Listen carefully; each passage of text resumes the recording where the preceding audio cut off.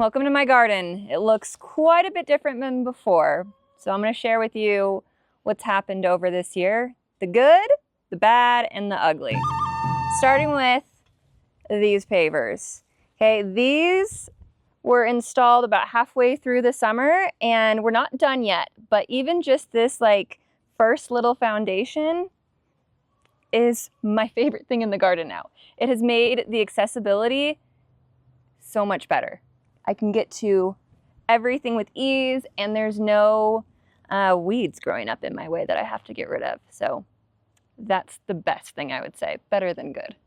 Other good things that happened, well, let's go over this way.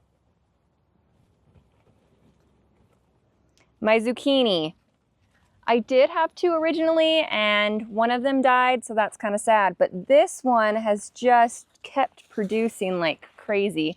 And I've got 3 I need to pick right now. This one is just a beast in production. So that was good, and I feel like I have zucchinis down. The next area that was really good was right here. Even though this looks like nothing, it's because we harvested it all.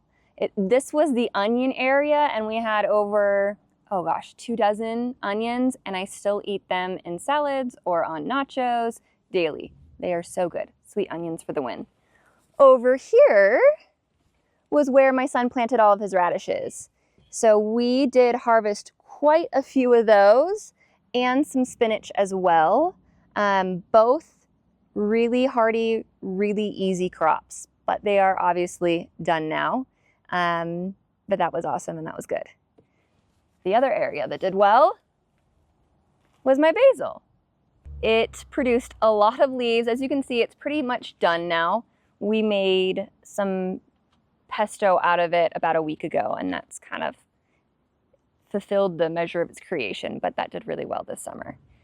Also, this plant, it looks like a monster right now, and it's kind of in a sad state because it's so big. I have a cage in here for this tomato grape plant, but it is just gotten out of control. My son has loved harvesting this. He climbs up in here, so probably also part of the damage is due to him, but this plant was so happy. Which leads me to the bad. The bad was our corn this year. This entire row was dedicated to corn, and we planted them early like we were supposed to, but my miniature ponies came in and snagged them all. So we replanted again, and the minis got in a second time and snagged them again. So this is our 3rd attempt at corn this year. And as you can see, nothing was produced. It was a bad crop this year. The other area that didn't do well was our blueberries. We had 3 in total that our kids got to eat. 3 blueberries. They don't grow well in Utah, so note to self, we won't be planting them next year. The other area that did poorly that I thought was pretty bad was our large pumpkins. If you remember from years past, we've had so many pumpkins that they'd been able to fit in an entire finger at the end when we harvested them.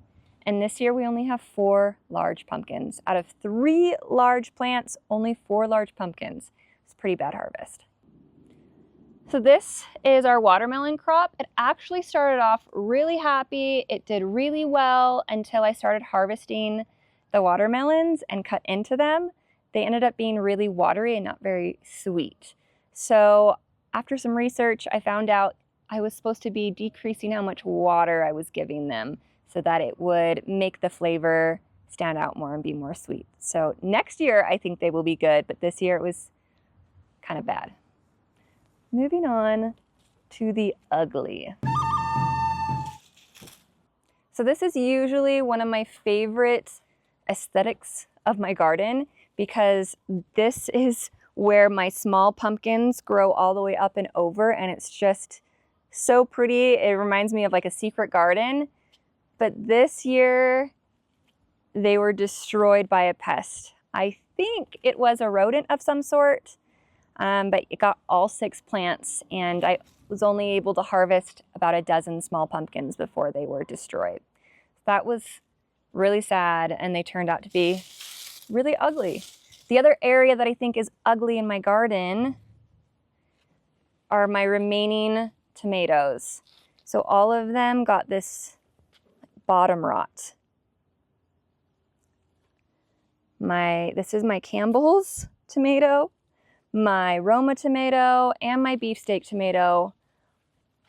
All of the bottoms got rot. So another thing I learned this year is don't be like me. Do not water your tomatoes daily. I should have been doing it 2 or 3 times of a deep water a week. Then I would have avoided this bottom rot. But it turned out to be ugly this year. I almost forgot to mention these 2 beauties. These are sunflowers. We did have over a dozen of them to begin with, but the miniature ponies kept getting them every time they came in here. So we were down to just 2 magnificent ones. Now I know being a gardener is not for the faint of heart, and this year is kind of a bleak harvest compared to years past, but I'm not giving up. Next year, I plan on watering my tomatoes a little bit differently, so I'm not overwatering. I'm gonna lay down some more pavers so it's easier to get to all areas of the garden. I'm potentially gonna get a barn cat. I have to run that by my husband first. And I'm going to probably fertilize in the fall to make sure my soil is really happy for my garden, because it has been a few years of using this setup and this soil. So I really appreciate you guys following along, and if you have any suggestions for me for next year, throw them in the comments so that I can educate myself before I do it again next year. Thanks for watching.